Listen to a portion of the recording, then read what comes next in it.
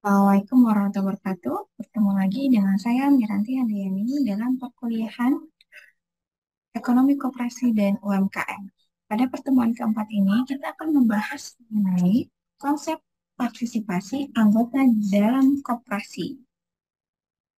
Pengertian partisipasi itu dari segi dimensinya, partisipasi terdiri atas yang pertama, partisipasi dapat dipaksakan dan dapat sukarela, kayak ada simpanan wajib sama simpanan sukarela. Kemudian partisipasi dapat formal dan dapat pula non formal.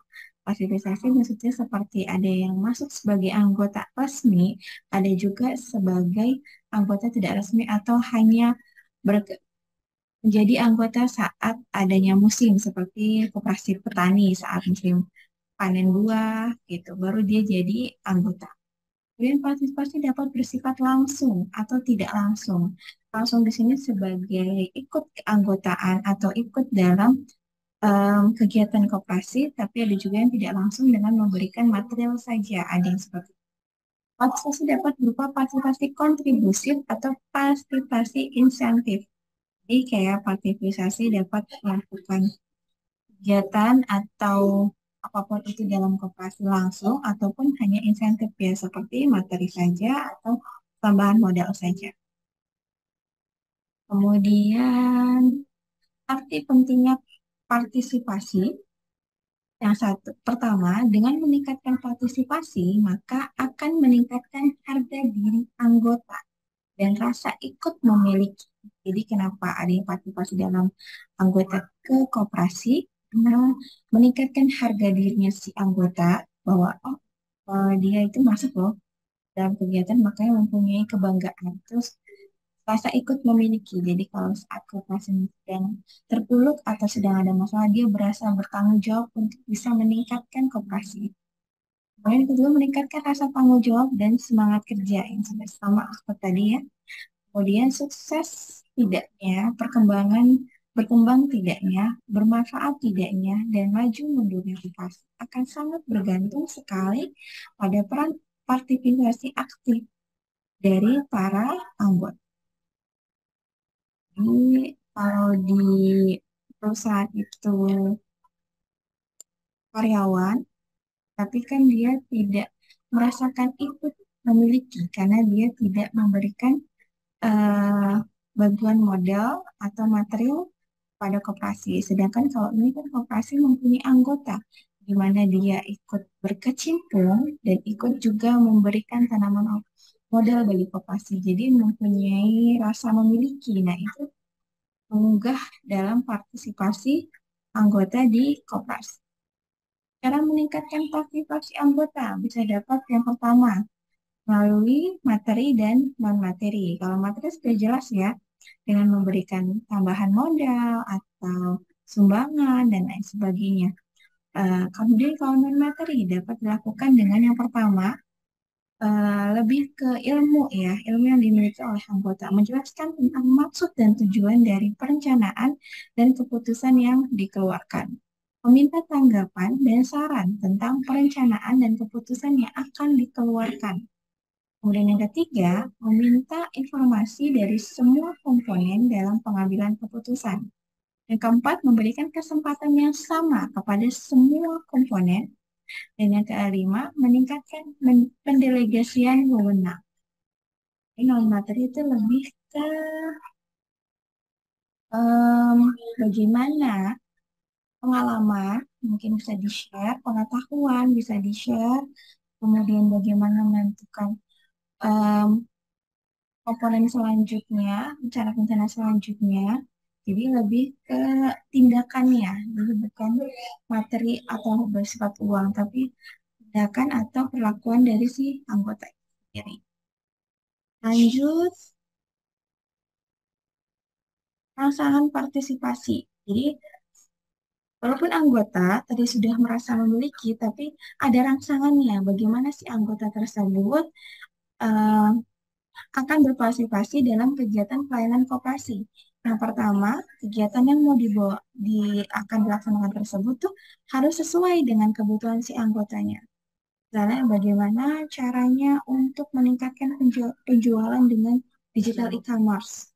Bagaimana belajar untuk mengiklankan produk dengan tampilan yang menarik dari dengan edit dengan berbagai macam aplikasi kayak gitu-gitu ya, kan memberikan suatu kebutuhan bagi eh, pedagang, misalkan kalau koperasi itu ya, koperasi dagang atau koperasi produsen, dia membuat produk yang sesuai dengan keinginan pasar, sudah berkembang zamannya gitu. Jadi kalau ada kegiatan yang sesuai dengan kebutuhan si anggota, maka dia akan tertarik merangsang untuk ikut partisipasi dari kegiatan koperasi.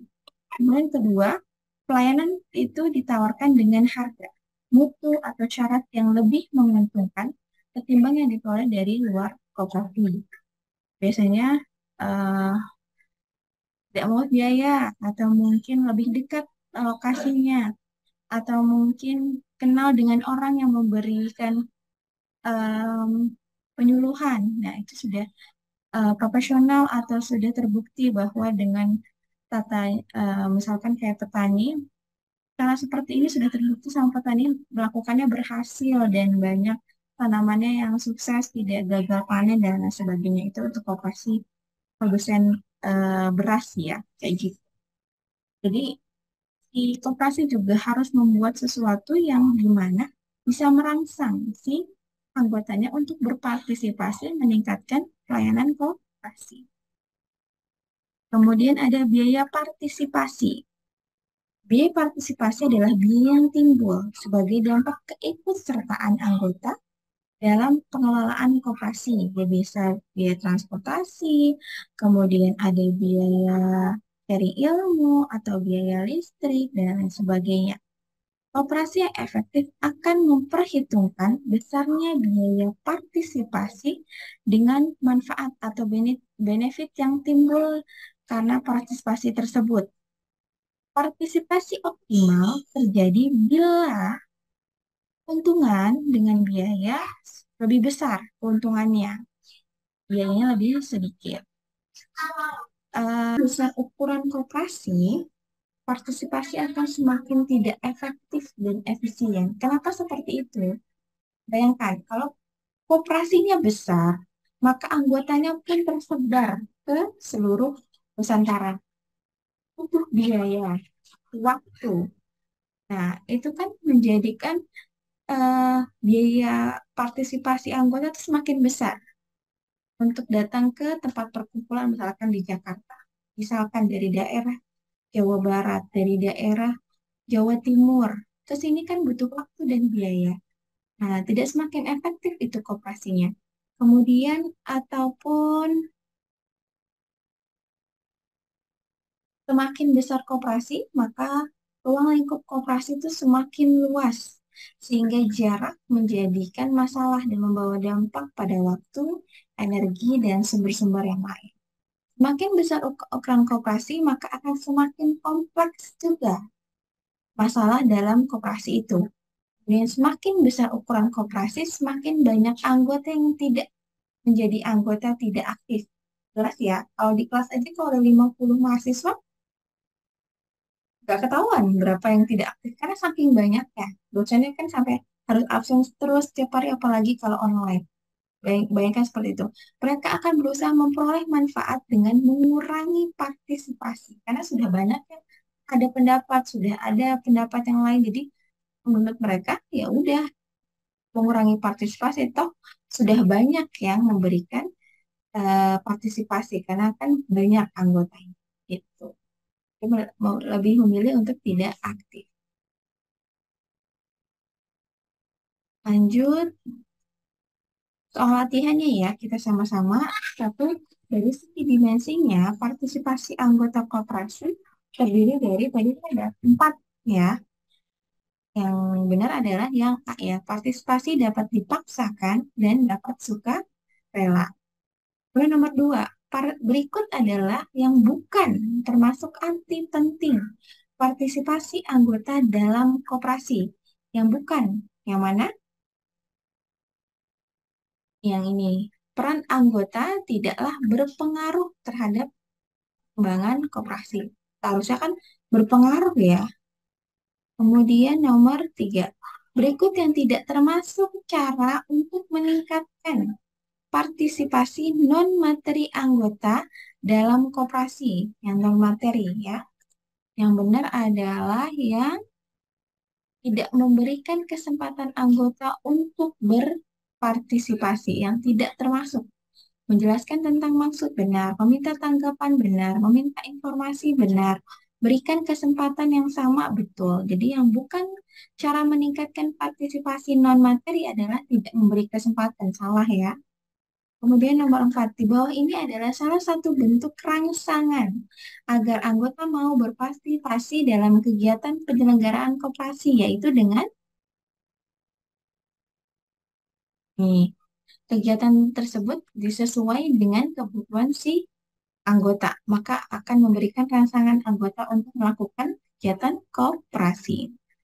Kemudian biaya yang timbul dari dampak keikutsertaan anggota dalam mengelola koperasi, yaitu biaya partisipasi. Demikian untuk perkuliahan kita hari ini. Semoga semua paham dan sampai ketemu lagi di lain kesempatan. Kurangnya dari saya mohon maaf. Wassalamualaikum warahmatullahi wabarakatuh.